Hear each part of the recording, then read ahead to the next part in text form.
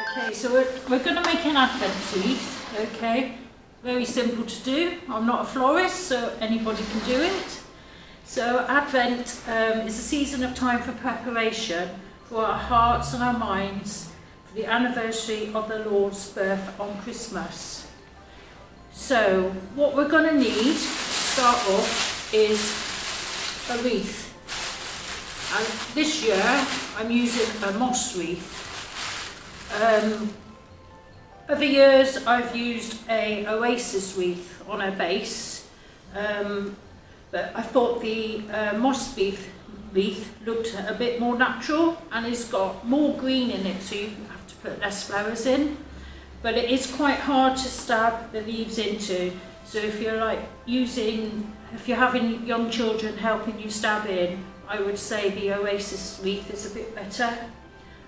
Also, I'm using fresh leaves.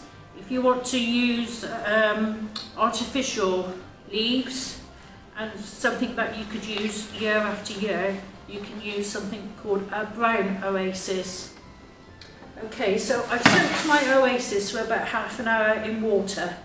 So I'm going to put it on a plate, and it's going to stay on a plate, because over the 4 weeks we want to keep it moist and watered so that the leaves stay fresh. So we need the candles, and the 4 candles represent the 4 weeks of Advent. So the first candle we light on the first week symbolises hope. The second candle represents faith. The third candle is pink, and that symbolises joy. And the fourth candle is symbolises peace. And then the white candle you place in the middle, and that is lit on Christmas Eve, and it represents the light of Jesus. So this is an 8-inch wreath.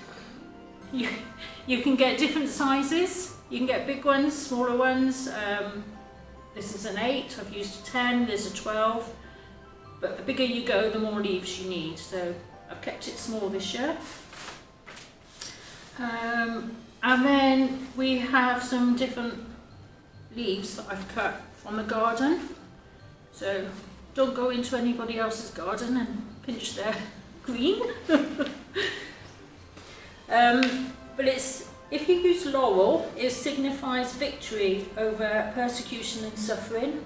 Pine and holly and yew signifies immortality, and the cedar signifies strength and healing. You could use pine cones as well, and that symbolises life and resurrection. But me, not being a florist and don't understand any of the leaves, I don't know what these are, but I'll just make it up and say this is laurel. So what I'm going to do, I'm going to start making it now. So I'm going to stab some 4 holes.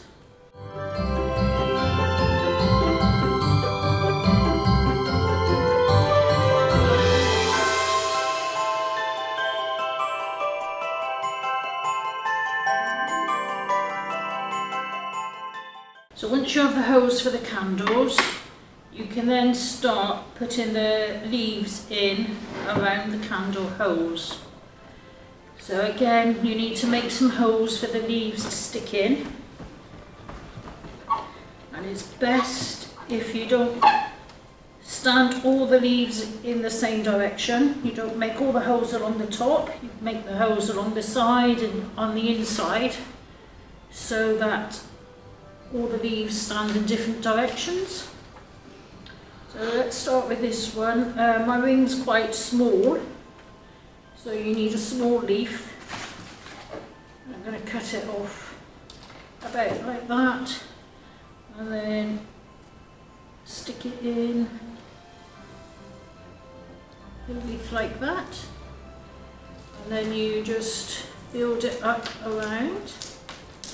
Peel off some leaves, make it shorter.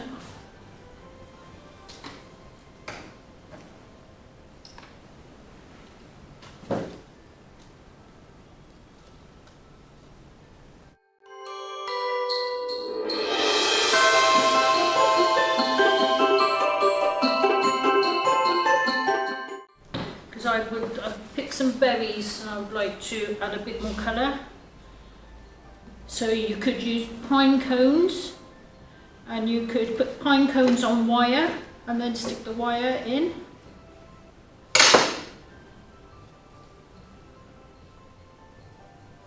You could even decorate it with like baubles, or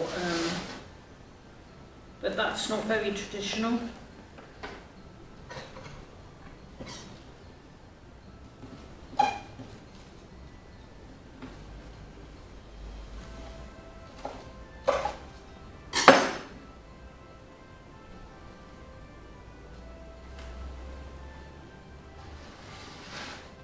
Over the 4 weeks, you have to keep the wreath moist so that the leaves stay green and survive.